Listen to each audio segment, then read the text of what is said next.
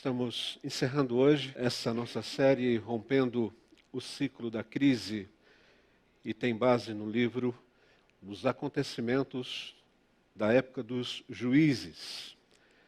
Nós tivemos a oportunidade de aprender até aqui nas 4 últimas mensagens que nós podemos romper essa crise em meio a essa crise que estamos envolvidos, seja ela sociopolítica, econômica.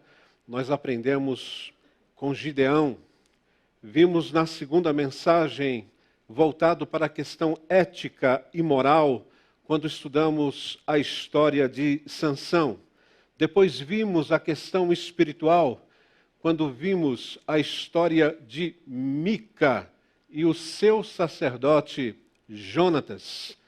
E no domingo passado foi falado a respeito da crise no seu lado pessoal, quando foi estudado o livro de Ruth. Para hoje, nessa última mensagem, o nosso foco está baseado num tema que tem trazido muita preocupação para todos nós, que é a questão da violência. E logicamente que nós não podemos e não temos condições aqui, num espaço curto de tempo, de nos aprofundarmos na questão da violência. Por isso que nós escolhemos para essa manhã também uma história do livro de Juízes. No entanto, nessa abertura, eu queria que você estivesse comigo pensando em alguns acontecimentos apenas desse mês de maio. Apenas desse mês de maio.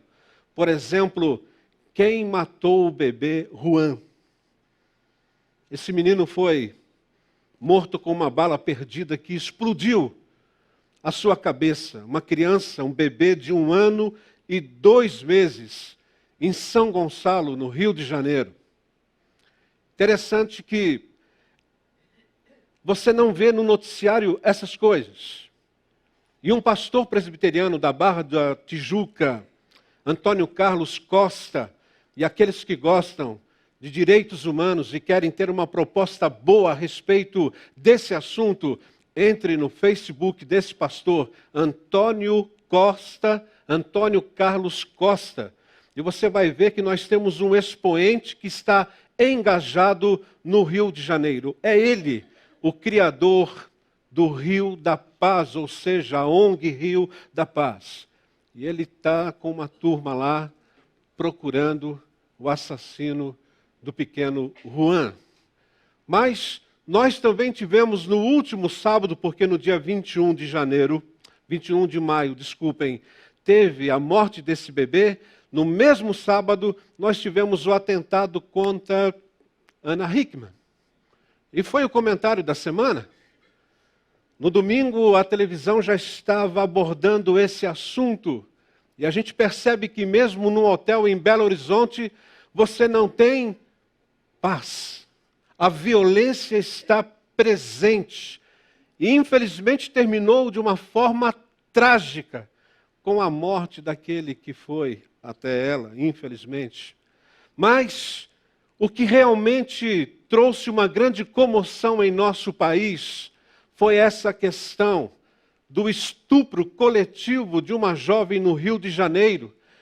E isso trouxe, infelizmente, algo que muitas vezes nós não estamos atentando.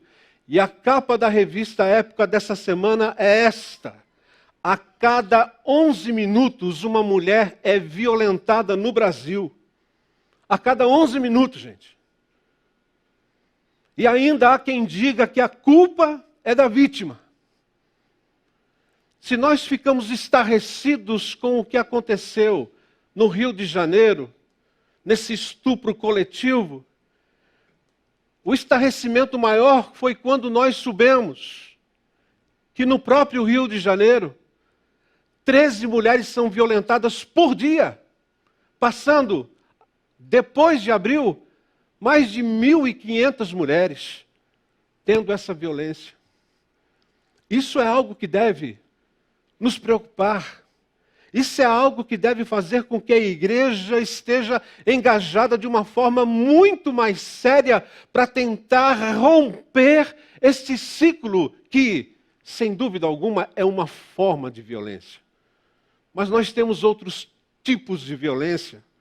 Por isso que a questão da violência, ela traz desesperança, e a nossa resposta hoje é como que nós vamos romper este ciclo diante da falta de esperança que a gente tem, que a gente vive. Por quê? Porque quando nós falamos de violência, existe a violência social, existe a violência contra a criança, existe a violência dentro de casa, existe a violência dentro do nosso emprego.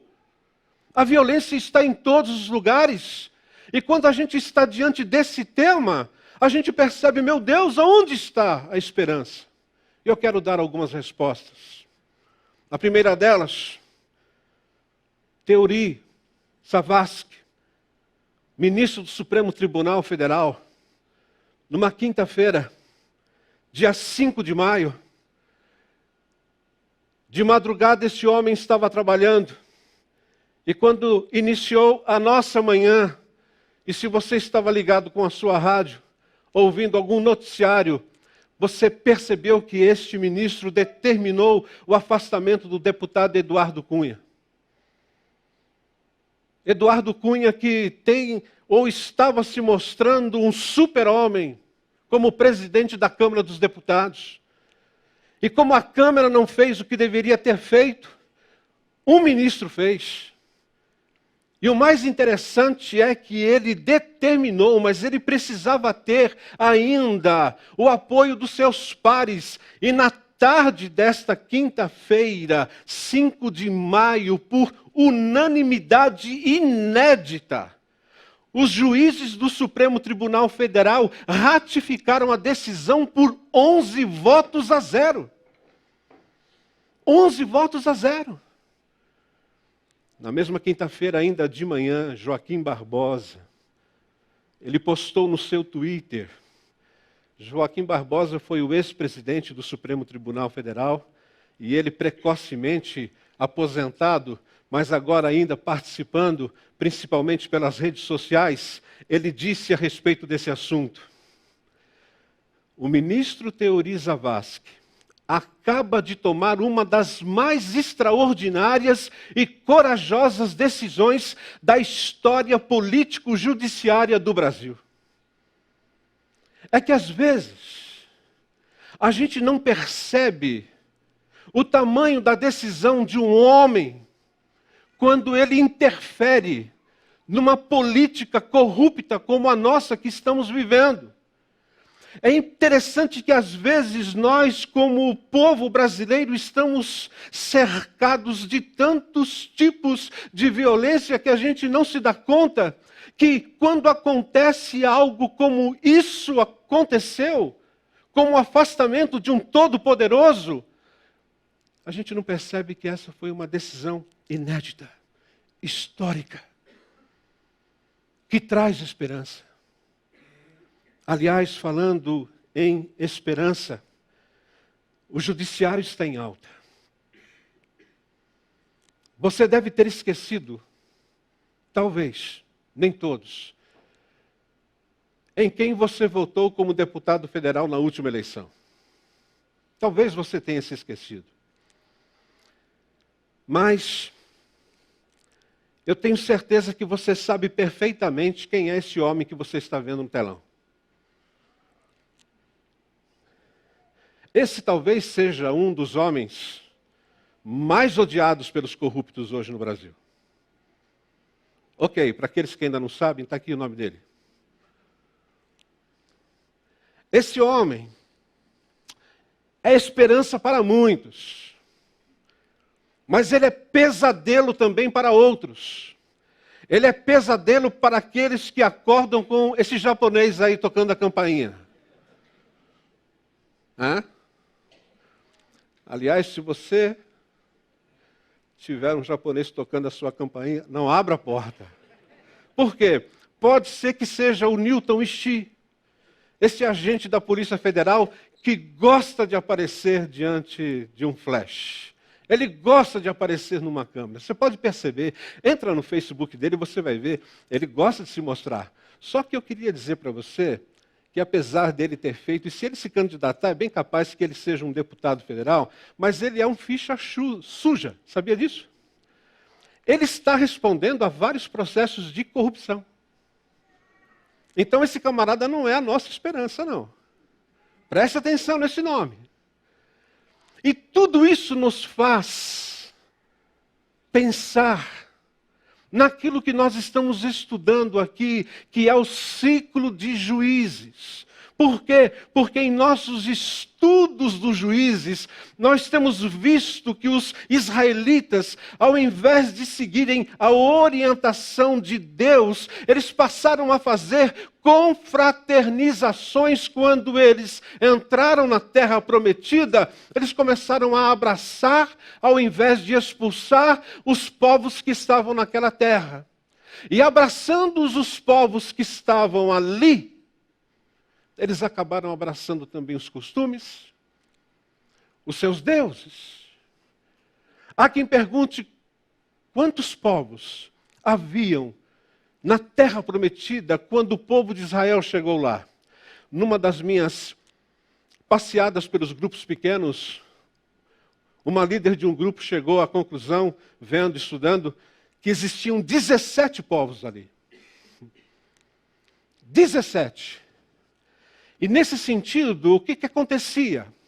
O povo se rebelava contra aquela que era a ordem de Deus e começou a abrir mão da vontade de Deus. O povo se rebela contra Deus e por conta disso Deus se ira. E nós temos visto aqui que quando Deus se ira, Ele permite a opressão inimiga. E o que nós temos visto com Gideão, com Sansão, até com os dias de Mica e Jonatas, é essa opressão que vem. E diante da opressão inimiga, a gente percebe que o povo, então, arrependido, levanta um clamor a Deus. E Deus ouve. E quando Deus ouve, Ele levanta um juiz para libertar o povo. E é interessante que quando Deus levanta esse juiz, existe um período de paz, até que o juiz morre. E depois que o juiz morre, começa novamente este ciclo. E assim aconteceu. Durante 350 anos, que é o período quando termina o livro de Josué, e inicia 1 Samuel. Nós temos aqui 350 anos, nos quais Deus teve compaixão, misericórdia e graça daquele povo que estava entrando na terra prometida. E hoje, nós vamos estudar uma história muito especial. Por quê? Porque diante da falta de esperança, depois da morte de Eude, acompanhe agora no telão, depois da morte de Eude foi o segundo juiz no livro. Depois de Eude, nós tivemos um juiz que fez pouquíssimas coisas, chamado Sangar. Quase não tem nada, apenas 2 versículos a respeito dele. Mas ele foi o segundo. E é interessante que depois que Eude teve o seu momento de auge, o povo viveu 80 anos de paz. 80 anos. Mas diz o versículo 1, mais uma vez os israelitas fizeram o que o Senhor reprova. Começa aquilo que nós chamamos o ciclo. Depois de 80 anos, ouvindo a voz de Deus através do juiz, o povo começa novamente a entrar nesse ciclo da opressão. Então nós temos Otiniel, ou Otoniel, que foi o primeiro, Eude o segundo, Sangar o terceiro, e depois nós temos Débora. E Débora, olhando para Juízes capítulo 4, versículos 2 e 3, ela está sendo uma esperança para o povo de Israel nos dias do rei Jabim. E o texto diz assim: assim o Senhor os entregou nas mãos de Jabim, rei de Canaã, que reinava em Azor. O comandante do seu exército, ou seja, o braço direito do rei Jabim, era Sísera. E esse Sísera, já posso adiantar para vocês, é um monstro. É um homem sem escrúpulos. Sísera, que habitava em Harosete Ragoim. Os israelitas clamaram ao Senhor porque Jabim, que tinha 900 carros de fogo. O que significava isso? Para a época, era uma carruagem toda de ferro, com rodas de ferro, puxada por 2 cavalos, só que essa carruagem de ferro, ela tinha armamento por todos os lados.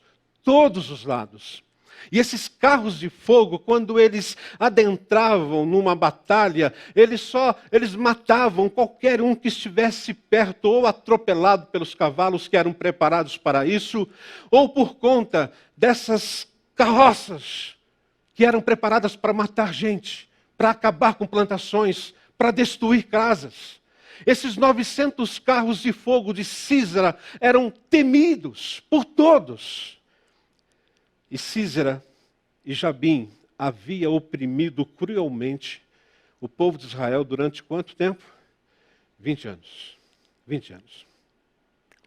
Nós estamos falando aqui dos cananeus. E é importante que a gente saiba quem são os cananeus, para você entender que nós temos os cananeus modernos, gente. Os cananeus, dentre aqueles que estavam na terra prometida, eram um dos povos mais imorais que existia. A imoralidade estava com os cananeus. Os cananeus faziam sacrifícios de crianças. Eles adoravam a Baal. Era um povo altamente idólatra. E por conta dessa idolatria, eles matavam crianças, literalmente falando, em sacrifício a esse Deus. E eles começaram a prevalecer sobre o território depois da morte de Eude, depois daquele período de 80 anos de paz. E eles começaram a prevalecer com toda a imoralidade, com todo esse sacrifício de pessoas e principalmente de crianças, fazendo com que existisse uma forte opressão sobre o povo de Israel. E quando nós falamos forte opressão, é uma forte opressão porque eles bloqueavam as estradas. Todos os acessos para as principais cidades do território conquistado foram estradas bloqueadas. E por conta do bloqueio havia também insegurança no cultivo. Por quê? Porque os agricultores, eles tinham medo de cultivar, porque se eles saíssem de suas casas para o cultivo, apenas doméstico foi liberado. Mas se eles saíam para um cultivo que pudesse servir de comércio para as pessoas, os cananeus não deixavam. Só sobreviviam aqueles que estavam nos montes. Por quê? Porque aqueles que estavam nos montes, os carros de fogo de Sísera tinham dificuldade de subir aos montes. Então, nos montes havia ainda uma pequena agricultura. Lavradores domésticos. O comércio paralisado, faltava dinheiro. E, por fim, você vê um desânimo e depressão. E é nesse contexto de desânimo, de depressão, é que Deus levanta uma mulher. E essa mulher tem nome Débora. Acompanhe o texto. Débora, uma profetisa, mulher de Lapidote. Detalhe, Lapidote, que é o marido, só aparece aqui, não aparece em lugar nenhum mais. Ela liderava Israel naquela época. Ela se sentava debaixo da tamareira de Débora, entre Ramá e Betel, nos montes de Efraim. E os israelitas a procuravam para que ela decidisse as suas questões. Quando a gente lê o texto assim rapidamente, a gente fala assim, poxa, que bela mulher essa. De fato, ela é realmente um exemplo fantástico. Mas preste atenção que o texto está dizendo. Primeiro, o texto está dizendo que ela era uma profetisa. E para vocês terem uma ideia, nós só temos 5 mulheres profetas ou profetisas na Bíblia. Ok, se você começar a buscar, você vai encontrar uma ou outra, mas 5 são elas conhecidas como Miriam, a irmã de Moisés, Hulda, que está em 2 Reis capítulo 24, você tem a esposa de Isaías, que nós não sabemos qual é o nome dela, você tem Ana no Novo Testamento, capítulo 2 de Lucas, e Débora. Portanto, não era fácil você encontrar naquela época, principalmente nos dias de Débora, na época dos juízes, uma mulher profeta. E como profeta, ela era a boca de Deus. Ela falava, ela ensinava a palavra de Deus. Ela confrontava as pessoas com a palavra de Deus. Era isso que o profeta fazia. Mas além de profeta, ela era também uma governadora. Porque o texto está dizendo que ela liderava Israel. E liderar aqui significa governadora. O governo estava em suas mãos. Então perceba que nós temos diante de nós hoje um exemplo de uma mulher que era, sem dúvida alguma, uma profetisa e ao mesmo tempo uma governadora. Ela tinha uma liderança nata. Mas mais do que isso, diz o texto que ela era juíza. E aqui o negócio pega. Por quê? Porque era ela quem decidia todas as questões que aconteciam no meio do povo. E Débora, ela participava, para vocês terem uma ideia, do Supremo Tribunal Federal de Israel na época. Como assim? Deuteronômio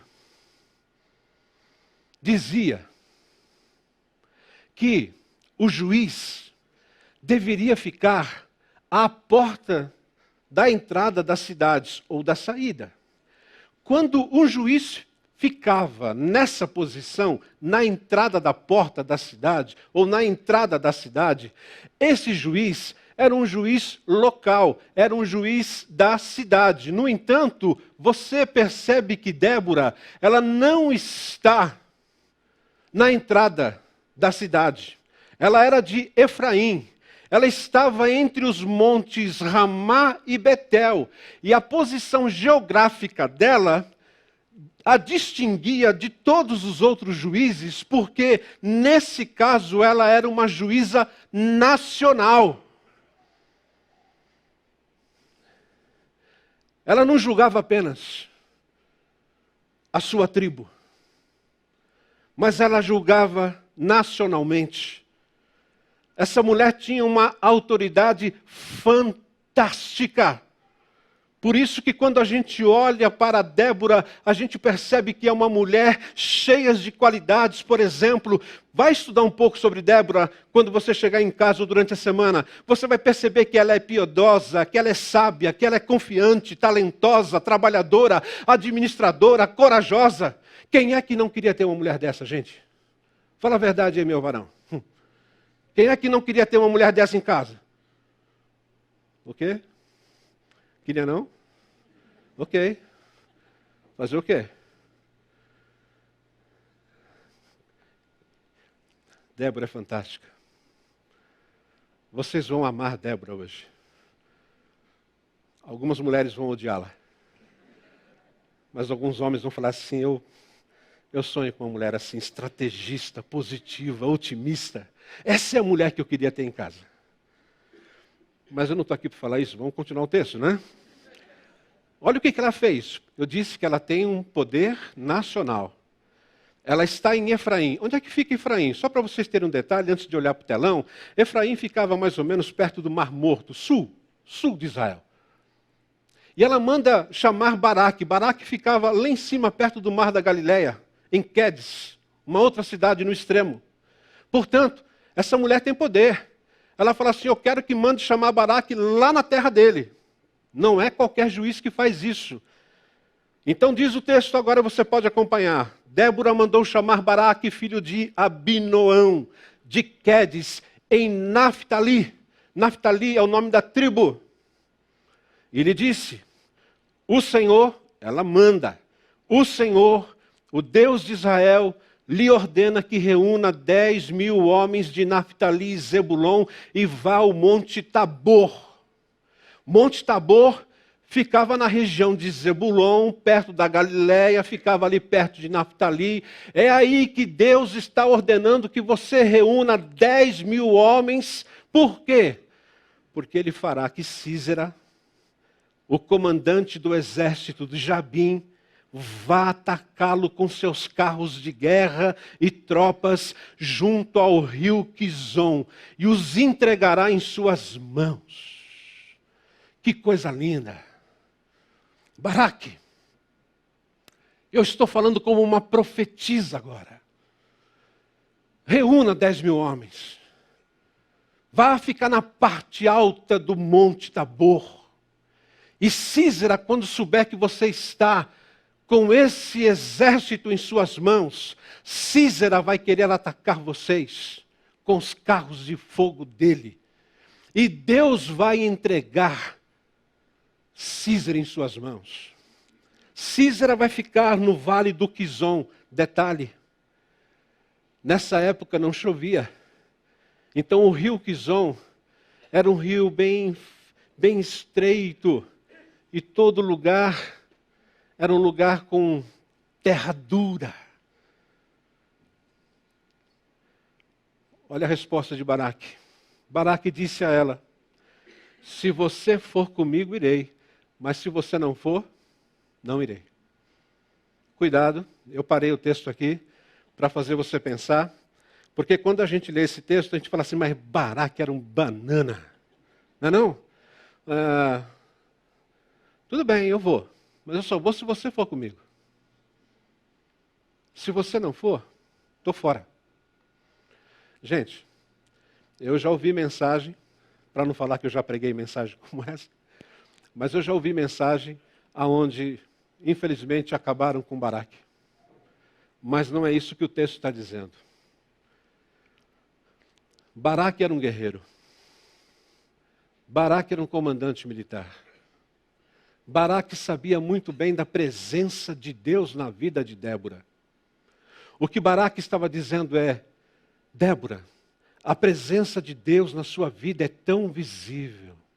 Você fala com tanta coragem a palavra de Deus, que eu não teria como desperdiçar a sua presença nisso que Deus está falando.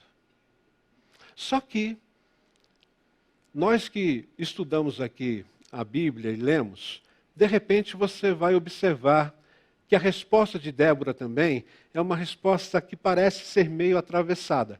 Ela diz assim: está bem, eu irei com você, mas saiba que por causa do seu modo de agir, a honra não será sua, porque o Senhor entregará Sísera nas mãos de uma mulher. Então Débora foi a Quedes com Baraque. Só que vocês estão percebendo um detalhe aí, depois da palavra agir, se você estiver lendo na sua Bíblia, NVI, se você estiver lendo aí no seu aplicativo da Bible Word, nesse texto, você vai perceber que tem aí uma letra D. E essa D é uma nota do próprio texto. E esse texto vai falar alguma coisa que já você vai ver que ela disse isso, mas tem um outro detalhe por detrás dessas palavras. Em outras palavras, o que a gente quer chegar é que existem alguns destaques que a gente deve perceber nesse texto que a gente acabou de ler. Primeiro, dessa vez, o juiz não será o libertador. Pergunta: quem foi o libertador nos dias de Gideão? Foi Gideão. Nós vimos isso aqui. Quem foi o libertador nos dias de Sansão? Foi Sansão. Nós vimos aqui. Mas quando você estuda Juízes e a história de Débora, você vai perceber que nas outras histórias o libertador foi único. Mas agora são 3. Quem são? Débora, Baraque e Jael. Jael é uma outra mulher. Então nós temos 3 libertadores nesse texto, capítulo 4 e capítulo 5 de Juízes. Mas aqui nós voltamos àquela possível tradução do versículo 9, quando Débora diz: a honra não será tua. O versículo 9 pode ser traduzido, se você olhar na sua nota textual aí da sua Bíblia, que na expedição que você vai realizar, Baraque, a honra não será sua. Nessa luta contra Sísera, a honra não será tua, Baraque. Mas essa honra será de uma mulher, de uma outra mulher, e que nem mesmo Débora era. E para a situação não ficar muito ruim para Baraque, é importante a gente notar que em Hebreus capítulo 11, naquele texto áureo que fala sobre os heróis da fé, no capítulo 11, versículo 32, Baraque, o nome dele aparece lá. Não aparece Débora. Não aparece também Jael. Mas Baraque está lá. Isso para mostrar a importância desse homem. Mas entendendo nós que ele estava sob a ordem, o governo de uma mulher. Gente, é bom que a gente entenda, porque às vezes muitas pessoas têm dificuldades de viver debaixo, por exemplo, da ordem de uma mulher. Mas nós estamos vivendo um tempo tão interessante que possivelmente, repito, possivelmente, uma mulher será a presidente da maior nação desse planeta, ou da nação mais poderosa desse planeta. Nós chegamos a um momento na história, e na história até do nosso país, que nós tivemos uma presidente mulher. E foi uma mulher que a gente percebe vendo a história, e todos nós aqui sabemos, que ela teve fibra. Mas ela foi tratada de maneira também áspera, porque ela inclusive foi impedida. Então não é porque é mulher que não pode ser impedida, caso venha a falhar. Portanto, nós estamos vivendo um tempo onde a gente percebe a expressão da mulher. E aqui, por favor, não fique com essas minhas palavras e fique pensando que nós vamos falar de ministério feminino na igreja aqui. Não é o meu tema. Porque se for o meu tema, a gente pode conversar sobre o assunto também. Mas eu vejo com muita prudência essa questão do ministério dessas mulheres. E vocês vão perceber que elas, por exemplo, Débora e Jael, elas têm uma forma diferente de tratar a situação do ministério delas. Tem um texto aqui que nós não vamos ver. Vamos fazer um parênteses aqui. Não sou eu que faço parênteses, é o texto.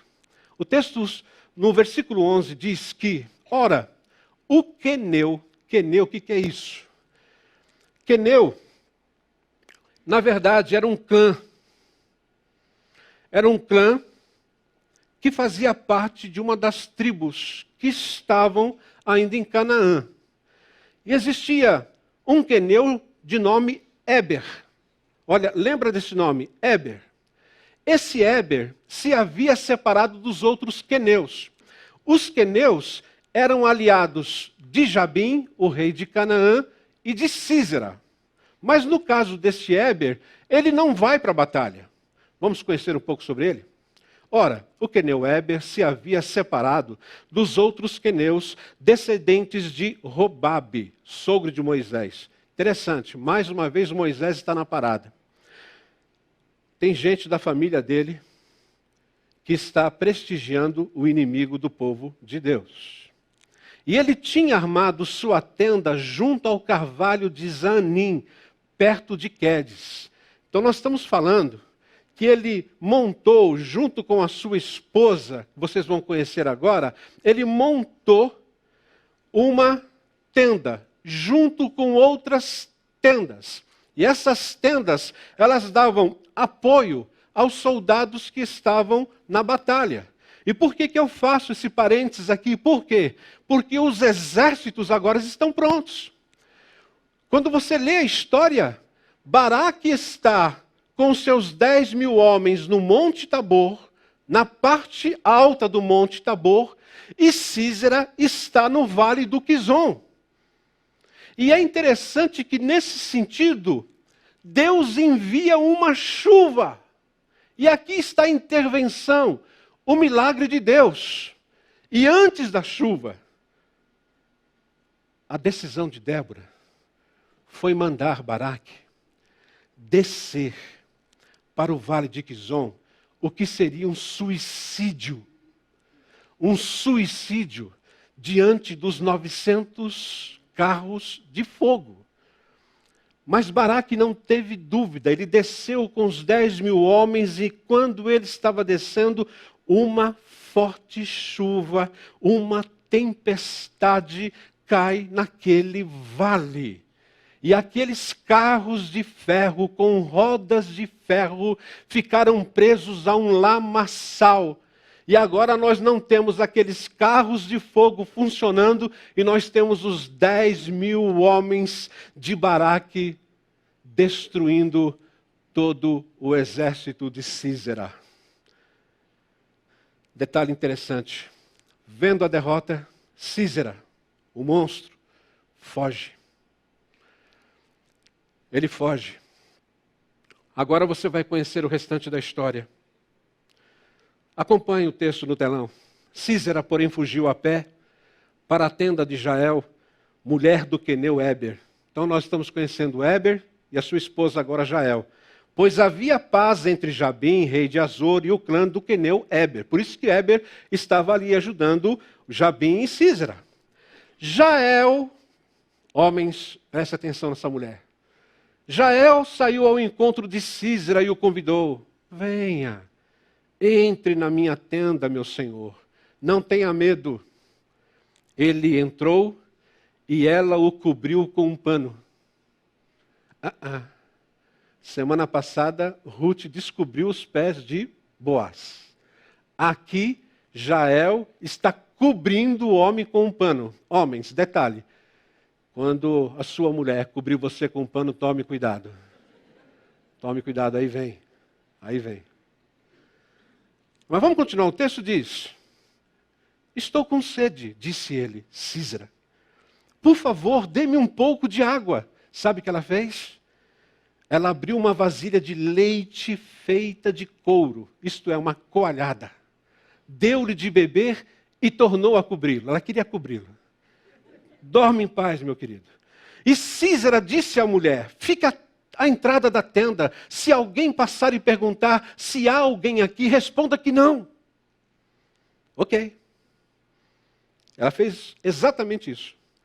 Entrando Jael, mulher de Éber, ela apanhou uma estaca da tenda e um martelo e aproximou-se silenciosamente, enquanto ele, exausto, dormia um sono profundo. E cravou-lhe a estaca na têmpora até penetrar o chão. Não precisa nem dizer o que aconteceu, né? O texto diz, e ele morreu. Lógico. A pergunta que eu faço é, agora, quem é que queria ter uma mulher assim? Quem é que queria ter uma mulher assim? Quando a gente fala das qualidades de Débora, se eu dissesse aqui, levante a mão quem quiser ter uma mulher que nem Débora, quem é que quer ter uma mulher como Jael? E a pergunta que eu faço para esse texto, quando a gente lê, é por que uma mulher foi tão cruel matando um homem? Por que ela foi tão cruel assim? Eu digo isso porque nessas experiências de aconselhamento pastoral, quando a gente aconselha casal, é um negócio maluco, viu, gente? Eu estava em São Paulo uma certa vez e tinha um casal lá que dava um trabalho danado. E ele era terrível também. E ela é muito nervosa. E um dia, nesse momento de aconselhamento, ela muito, mas muito nervosa, ela apontou o dedo para ele e disse assim: se você não tomar vergonha na cara, quando você estiver dormindo, eu vou jogar óleo fervendo no seu ouvido. Eu falei, meu Deus do céu. Já pensou? Você está dormindo lá e...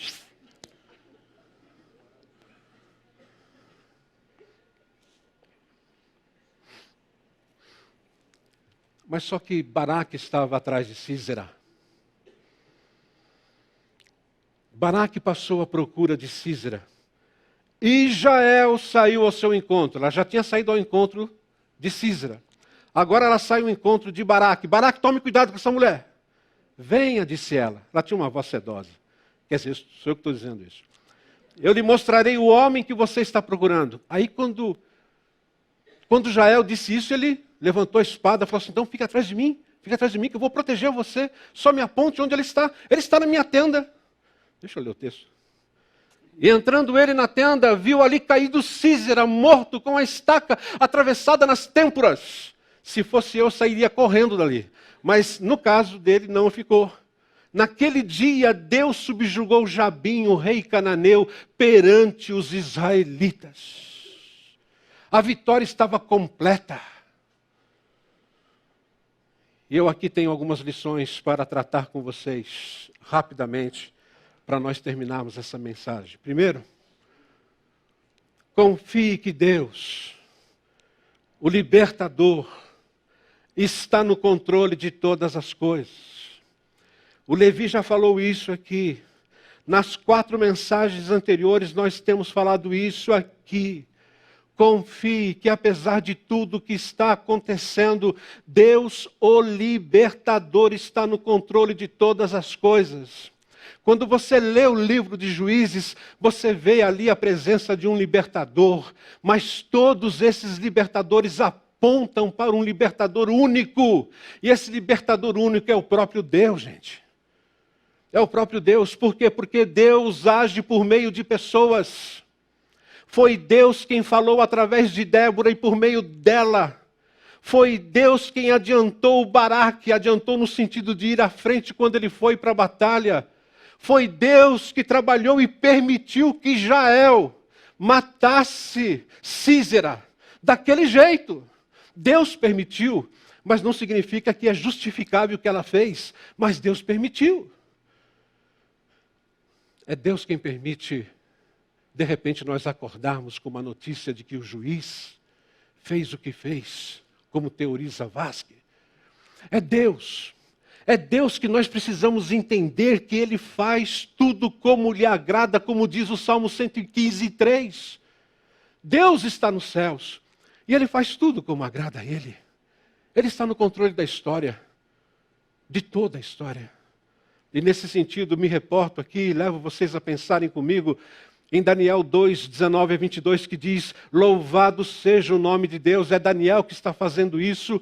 Ele está no exílio babilônico, está no capítulo 2, ainda quando tantas coisas iriam acontecer, e ele ora a Deus assim, louvado seja o nome de Deus para todos sempre. A sabedoria e o poder a Ele pertencem. Ele muda as épocas e as estações. Às vezes o céu está lindo, mas daqui a pouco a chuva está inundando a terra. É Ele que destrona reis e os estabelece. É Ele quem faz isso, gente. Vocês estão vendo isso acontecer no nosso meio? Quem é que está permitindo tudo isso? É Deus. É Deus. É Ele que dá sabedoria aos sábios e conhecimento aos que sabem discernir. É Ele que revela coisas profundas e ocultas. Esses camaradas hoje, principalmente esses políticos corruptos, quando eles pegam o celular para conversar com alguém, eles ficam com dor de barriga, porque eles podem estar sendo ali monitorados, e muitos estão caindo, muitas coisas profundas e ocultas estão sendo reveladas, graças a Deus. É Deus quem conhece o que jaz nas trevas, e a luz habita nele e com ele. Portanto, confie. É preocupante o que está acontecendo? É, mas confie que Deus está no controle de todas as coisas. Segundo lugar, não fique fora, não fique de fora quando convocado para a batalha. Não fique de fora. Esse ponto aqui é um desafio para você. Para você que está aqui me assistindo ao vivo, para você que está na internet, não fique de fora quando convocado para a batalha. Por quê? Porque apesar de Débora e Baraque e o exército de 10.000 guerreiros, quando você lê o capítulo 5, e é interessante porque o capítulo 4 narra todo o episódio no prisma do autor, que provavelmente teria sido Samuel, ele narra a história, mas no capítulo 5 você vê a história sob a perspectiva de Deus. É como se Deus estivesse escrevendo o capítulo 5. E no capítulo 5, nós temos alguns dados interessantes. Primeiro, a tribo de Ruben ficou cuidando das ovelhas. Eles não foram para a batalha. Eu, enfrentar os carros de fogo de Sísera, estou fora. Mais do que isso, as tribos de Gileade, Dan e Azer ficaram em casa. Então nós temos aqui pelo menos 4 tribos que não foram para a batalha e foram convocados. No entanto, o versículo 18 do capítulo 5 diz: o povo de Zebulon arriscou a vida, como fez Naftali, nas altas regiões do campo. O pessoal arriscou a vida e venceu. Se você soubesse que ia morrer, talvez ia dar um frio, mas mesmo assim eles enfrentaram e foram vitoriosos. Isso me faz pensar em algo que a gente vê todos os domingos aqui. Engaje-se, sirva e contribua. Todos os domingos você vê isso daqui. É que às vezes nós estamos apenas interessados em alguns pontos do nosso encontro. Nós estamos interessados numa boa música que a gente vai cantar, a gente está interessado numa boa palavra que a gente vai ouvir, mas a gente não presta atenção nos detalhes. Os detalhes fazem toda a diferença. Isso aqui sempre aparece. Engaje-se, sirva e contribua. Quantos não são aqueles que estão no nosso meio, mas não se envolvem? Quantos? Quantos? Ô pastor, você está falando para mim? Sim, estou falando para você. Na autoridade que Deus nos dá, como profetas desse rebanho. Se você é um visitante, entenda que isso daqui é para aqueles que são de dentro. Isso aqui é muito sério. Por quê? Porque nós somos abençoados quando nós lutamos por Deus, por mais difícil e custoso que seja. Por mais difícil e custoso que seja, nós somos convocados para lutar e somos abençoados quando nós lutamos. Quando nós ficamos de fora, cuidando das ovelhas, cuidando dos nossos negócios, deixa que o pessoal lá se envolva com isso. Às vezes você está na sua casa, deixa que o pessoal lá se envolva com isso. Não fique fora dessa batalha. Você está sendo convocado. Você está sendo convocado. Em terceiro lugar, lembre-se que Deus resiste e envergonha os soberbos, mas Ele dá graça aos humildes. Eu quero voltar a Jabim e quero voltar também a Sísera. 2 homens, 2 seres monstruosos, 2 arrogantes. Por 20 anos eles espalhavam terror, opressão, morte, e preste atenção nisso, e abuso de mulheres. Abuso de mulheres. Onde é que está dizendo isso no texto, pastor? Quem diz isso é a mãe de Sísera, gente. É a mãe de Sísera que deixa muito claro quem era o seu filho. E quando a gente lê esse texto, olha só o que está dizendo. Pela janela, olha que coisa linda, isso aqui é poético, né?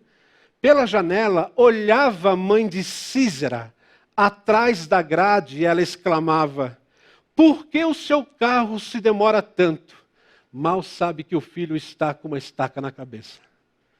Por que custa chegar o ruído dos seus carros?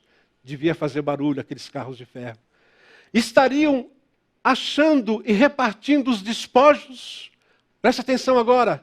1 ou 2 moças para cada homem?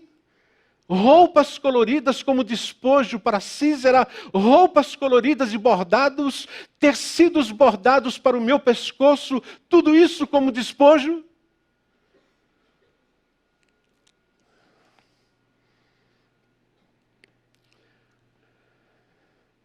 O estupro coletivo já existia em Juízes 4 e 5. Quando você vê uma mulher estrangeira que nem do povo de Israel era, Jael era, juntamente com Éber, o queneu, era do mesmo clã, da mesma família. Essa mulher, no meu entender, ela matou esse homem de uma forma tão repugnante para nós, porque ela sabia o que esse homem seria capaz de fazer até com ela mesma. Até com ela mesma. O ódio era tanto. E é aqui que você vê a ironia do destino e a ironia do próprio texto. Porque um homem que abusava das mulheres, ele foi derrotado por duas delas, Débora e Jael. E foi também derrotado pelos utensílios que as mulheres naquela época usavam. Por quê? Porque era o homem que dizia, nós vamos montar a tenda aqui. E quem montava a tenda na época eram as mulheres que pegavam os martelos, que colocavam as estacas. Portanto, ela sabia que ela estava usando aquele utensílio e sabia como usá-lo. Ele foi morto pelos utensílios que Jael usava. Eu fico pensando hoje em tudo aquilo que a gente tem ouvido e esses escândalos que a gente acaba sabendo por conta dos telefonemas que são gravados, e a gente não sabe como, mas de repente eles acabam chegando aos nossos ouvidos. Mas é tão difícil, creio eu, você chegar à posição de homens e mulheres hoje, por exemplo, que estão em liderança. É tão difícil chegar lá, gente. É tão difícil. E às vezes, por causa de um coração corrupto, essas pessoas veem as suas imagens e veem as suas famílias participando de uma vergonha em nível global. Como é triste isso. Como é triste ser levantado e ter a oportunidade de Deus para estar no lugar que está e se corromper e servir de vergonha. Mas isso é para nós lembrarmos sempre que Deus resiste e envergonha os soberbos, mas Ele dá graça aos humildes. Débora, Baraque e Jael. Se você ler o capítulo 5 de Juízes, é uma das poesias hebraicas mais lindas que nós temos na Bíblia. É uma das poesias mais lindas hebraicas que nós temos na Bíblia. E lá, Jael é louvada. Não justifica esse tipo de morte que ela acabou matando Sísera, mas ela é louvada. Ela é louvada por essa atitude. E por fim, mantenha um coração grato a Deus. Nós estamos terminando uma série. Mantenha um coração grato a Deus pelo que Ele é, pelo que Ele faz e ainda vai fazer. Mas a falta de esperança continua, Eduardo. Sim, continua, eu sei. Às vezes a gente fica desesperançado com aquilo que a gente vê, com as notícias que estão acontecendo a todo instante. Mas confie, confie. Mantenha o coração grato a Deus. Deus está agindo. Deus está fazendo. E Ele vai fazer muitas outras coisas. Saiba disso. Tim Keller diz, parte do segredo que nos leva a usufruir paz está em darmos louvor contínuo a Deus pelo que Ele tem feito e pelo que Ele está fazendo por nós. Porque a história da nossa vida tem pouco a ver conosco e muito a ver com quem? Com Ele. Com Deus. E aí eu termino levando você a refletir e praticar. 3 coisas apenas. Primeiro, ore por aqueles que estão investidos de autoridade. Gente, ore. Isso é bíblico.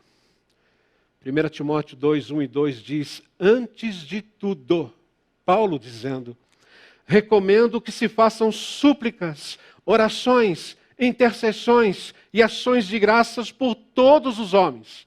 E ele diz, pelos reis e por todos os que exercem autoridade. Para quê? Qual o objetivo disso? Para que tenhamos vida tranquila e pacífica, com toda a piedade e dignidade. Quer viver o tempo bom? Quer viver a esperança a cada dia? Então, ore por aqueles que estão investidos de autoridade. Ore. Quem? Todos. Segundo, assuma o seu posto como discípulo de Cristo ou discípula de Cristo em nossa comunidade. Em outras palavras, engaje-se, sirva e contribua. Posso dizer uma coisa assim com o coração dolorido aqui? Nós sempre somos procurados para orar por alguém quando termina o nosso encontro durante a semana. Mas em toda a minha vida, eu nunca fui procurado por alguém que dissesse: eu queria que você orasse porque eu quero tomar uma decisão de, a partir de hoje, me engajar, servir e contribuir nessa comunidade. Eu quero que você saiba que eu vou fazer isso em nome de Jesus. Por quê?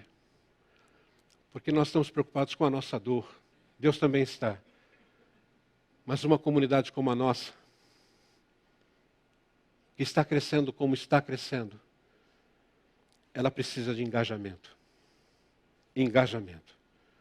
Engajamento. Pense nisso, diz Tiago. Quem sabe o que deve fazer o bem e não o faz, comete pecado. Portanto, observe com cuidado e, para terminar, mesmo em meio à crise, viva a esperança diária de que Deus está trabalhando para o bem do seu povo. Neste exato momento, Deus está trabalhando para o bem de seu povo. O apóstolo Paulo diz em Romanos 8, 28, sabemos que Deus age em todas as coisas para o bem daqueles que o amam, dos que foram chamados segundo o seu propósito. Deus age em todas as coisas para o bem daqueles que o amam. Eu queria convidar você a orar, gente. Queria convidar você a um momento de oração. Mas antes que eu orasse, eu gostaria que você estivesse orando.